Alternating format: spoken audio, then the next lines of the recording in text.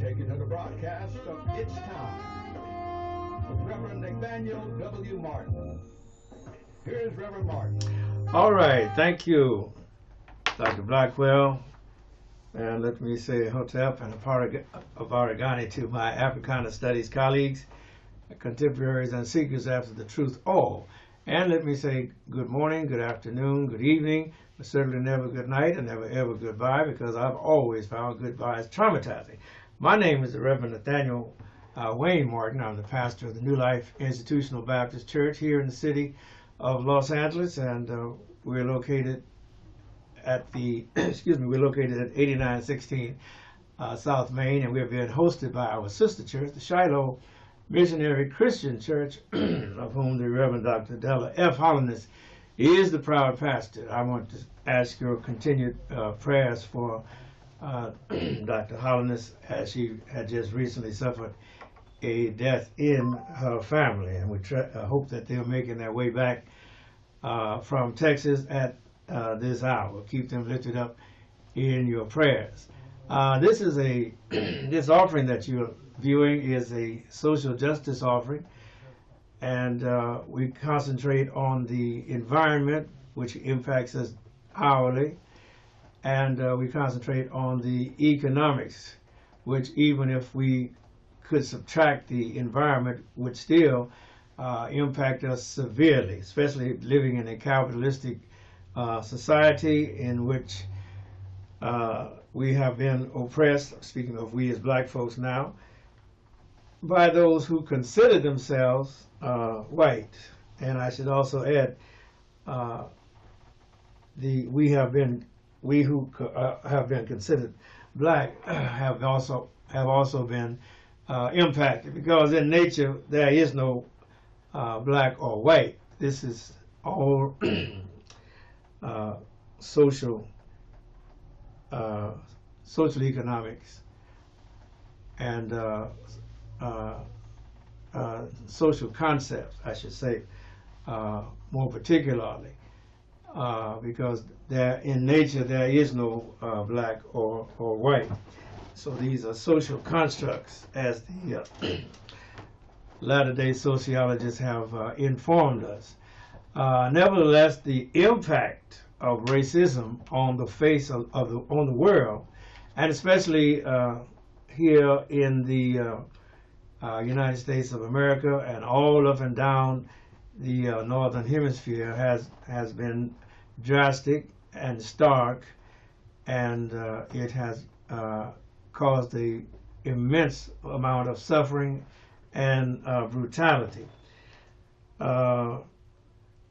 I trust that you have been watching or listening to the Olympics, which are now over, and our people seem to have won, at last count, over 111 medals, and I'm sure they added to that count on the relay, 4x4 100 relay on the day before the closing, and it was not without its mishaps. Our men team were disqualified from the 4x100 because the handoff from Mr. Coleman to Mr. Bednarik was past the handoff zone. It was outside of the handoff zone, so they automatically disqualified. But they did win the 4x400 relay, and so the men did win the 4x400 relay. The women did. Our women did tremendous well, and they was our women were just good. They won the 4x100, and they won the 4x400 meter relay. And Miss Shikara Richardson ran the anchor leg, and she was victorious. And she had a great field to run with her. Miss Gabby Thomas, who also won gold in her event. and look real good carrying the American flag there in Paris, France. Our gymnastics teams, women's gymnastics, were superb. Simone Biles and Miss Jordan Childs and Miss Suni Lee and the other participants really represented the United States very well, and we all have to take our hats off to them for their skill, for their courage, for their preparation, and just for being willing to put themselves out there like that in order to represent not only themselves but the nation. And so we thank God for their successes and for their achievements in the field of gymnastics. And it goes without saying that most of us could not do what they performed as routinely out there on the gymnastics field. I'm scared to get 2 inches above the ground at my age. But they would get up on those vaults and turn those flips and wow and impress an admiring world with their ability. And hats off to Simone Biles and all of the U.S. gymnastics team for their achievements. As I was looking at the gymnastics and at the track and field and how our people were able, Americans were able to advance and look so good doing that. There were other events beyond track and field, of course. There was the discus throw, there was the long jump, and our people Americans did well in all of those fields. And so we have to take our hats off and commend those achievements and give them their credit and give them their laud as it goes, and hold them up, stand in awe of them, for they have represented us well.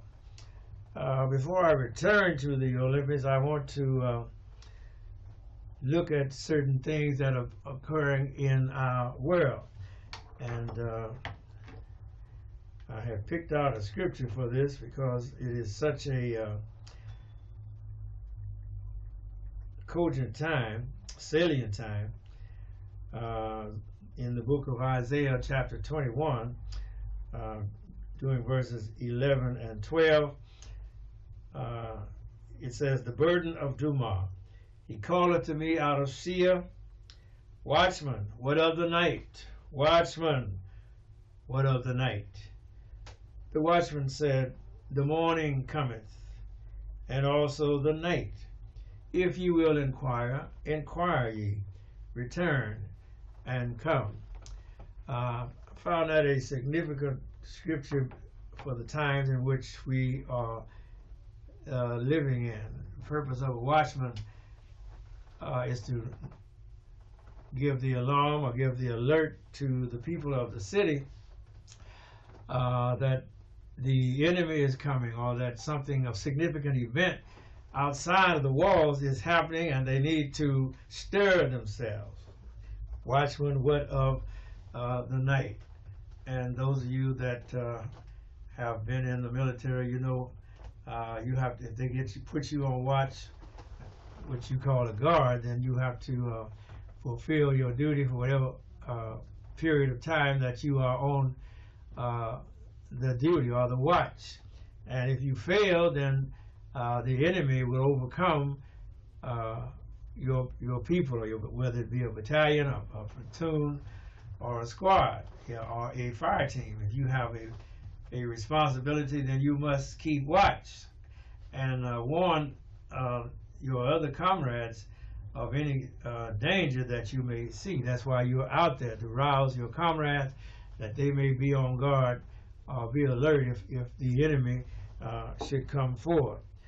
All right. And we must have a watch here in the United States, and we must be alert, and we must be aware, and we must not be found sleeping. I was looking at the way that we are rejoicing over Kamala Harris' ascension to be candidate for the presidency of the United States, and rightly so. But yet we must be on our guard. We must be good watchmen, because our enemy is not rejoicing. Our enemy is plotting and planning and coming in like a lion, sometimes stealthily.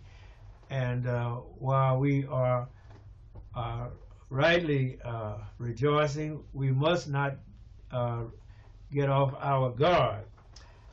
Case in point, the 2025 Project 2025. Even if Kamala Harris wins the election to the presidency of the United States of America, those who have developed the Project 2025 are still pressing forward because they have the momentum and they have the plan. Their plan is already codified in writing, and they're ready to go, even if Kamala Harris becomes the president, which we must all pray that she will not only become the president for 4 years, but she will be able to get a second term. But don't fool yourself that the enemy has gone away. No, the enemy is very much present and very much active. He's not just plotting, he's activating or manifesting or actualizing his plan, his plot. Remember that the Republicans own 6 votes on the Supreme Court, and while we applaud Joe Biden for his efforts to rein in this runaway Supreme Court, where you have these corrupt judges like Clarence Thomas and Samuel Alito and the others that overturned Roe v. Wade and overturned affirmative action and gave former President Trump absolute immunity. You must realize that they are still there on the Supreme Court doing their evil machinations. And so those people, President Biden is attempting to rein in, to say that a U.S. Supreme Court justice should only serve for 18 years instead of having a lifetime appointment as it is now, and that they should have a code of ethics, which they refuse to develop on their own, although every lesser Supreme Court and every minor Superior Court and municipal court judge has to adhere to a code of ethics. But on the top court in the land, the Supreme Court, no such ethics are required, and you have to shake your head in amazement at how that the highest court in the land could not have any code of ethics to restrain their excesses, or to tell them the appearance of a code of a conflict should be avoided. But thankfully, Joe Biden is at least addressing the issue in his last remaining months. Of course, you know this is going to be a fight, because the Republicans in the Congress are not going to be willing to put a code of ethics on the Supreme Court, because the Supreme Court is ruling in the favor of the MAGA people, or the Trumpites, or the conservatives that appreciate everything that the Supreme Court is doing because it's in their favor. You remember, you have a 6-3 Supreme Court with a majority is on the GOP side. So everything that they want to get through, they are able to get it through. You must not forget the fact, or be overlook the fact that Donald Trump, if he gets another term, will change the democracy that we have been striving for. We never have become a democracy. We are always aspiring to be a democracy, but Donald Trump was able to get the court to give him absolute immunity, and if he gets back in, he will certainly pardon all of the January 6, 2021 insurrectionists, that are even the convicted ones and the ones that are yet to go to trial, and he will, of course, fire all of the attorney generals or the DAs in all of the states that are holding his feet to the fire. And he will pardon himself if he gets back in. And not only that, but he is going to, like I said, give the police absolute immunity. They have qualified immunity as it is. And if you saw Mr. Sean Grayson assassinate and murder Sonia Massey back up earlier last month, then you can understand why you can't put Donald Trump back in the office. And thank God we do have a candidate in Kamala Harris to try to forestall the march of Donald Trump to get back in office. He has promised that you won't have to vote no more, and in other words, that'll be the end of democracy as we know it. Because he's boasting to the Christians and to the all of the other populists that he's going to take care of you, and he certainly will if you let him get back in office and take away your right to vote. You think you got it hard now. We will be in another civil war. It will be a hot revolutionary war if Donald Trump has his way.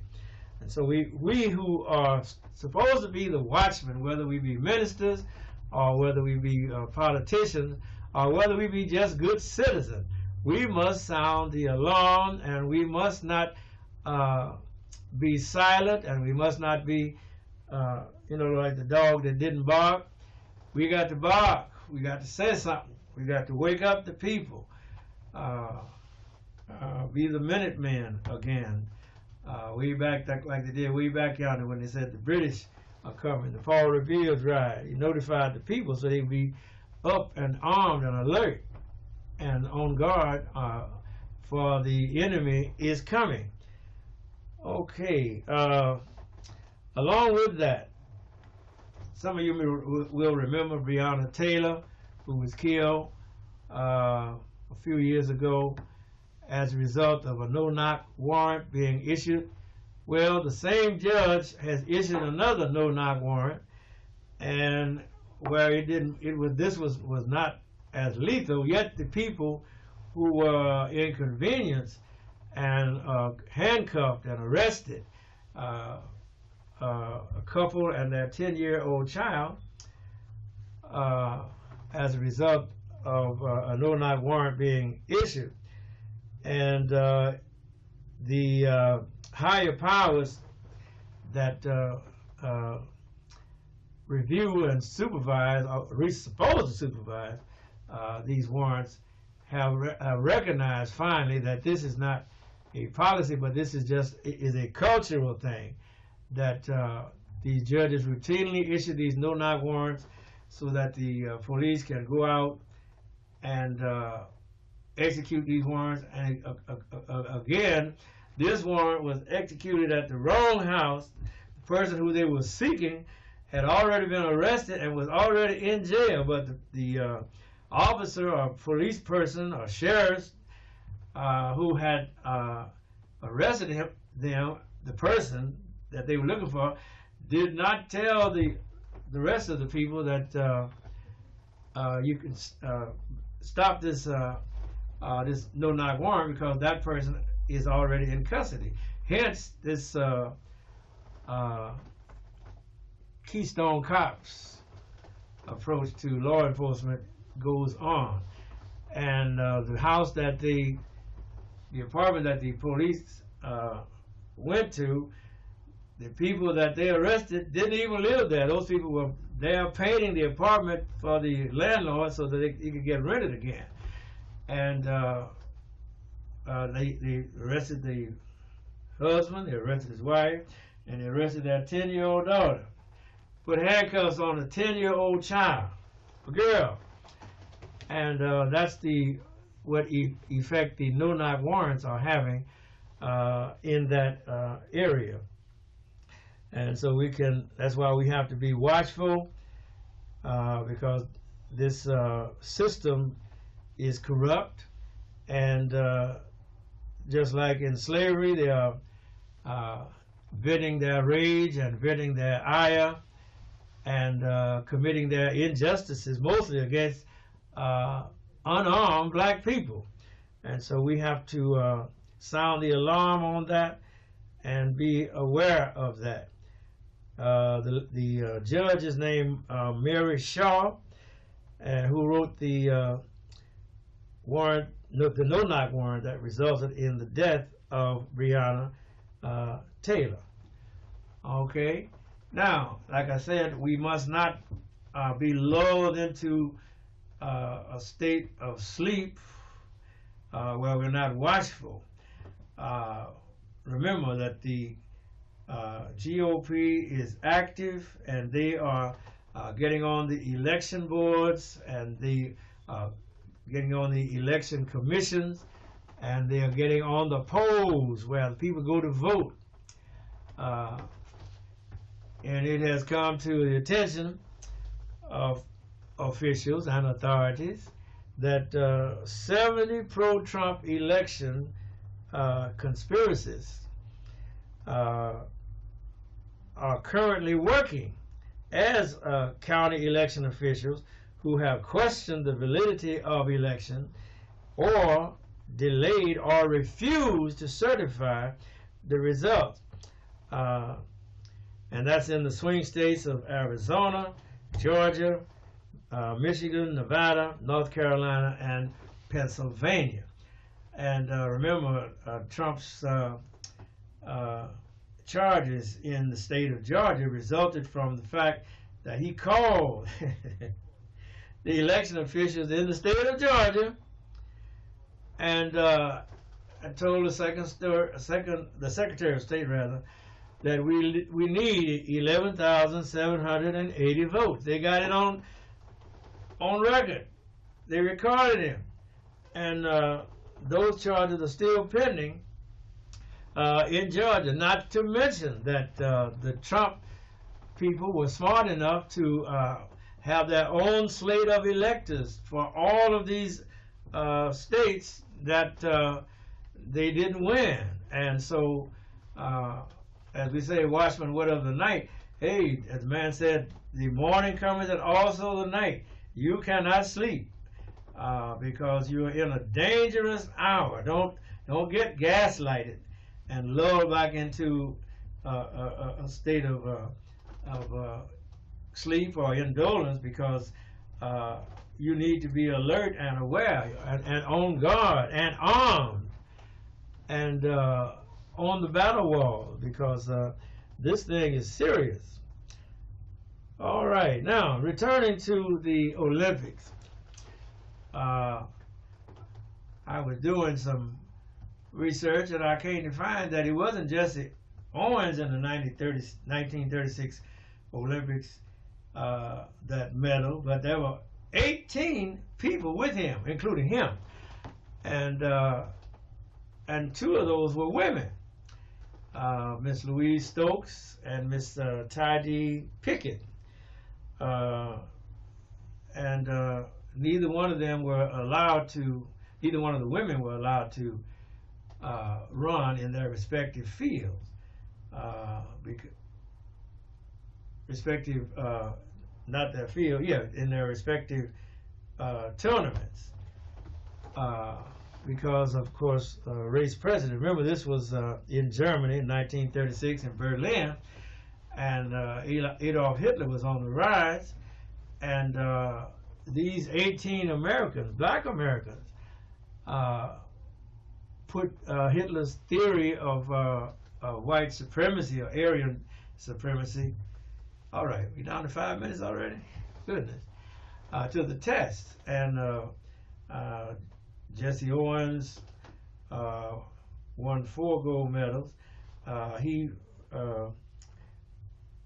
Ralph Metcalf, and Matthew Robinson came in 1, 2, 3.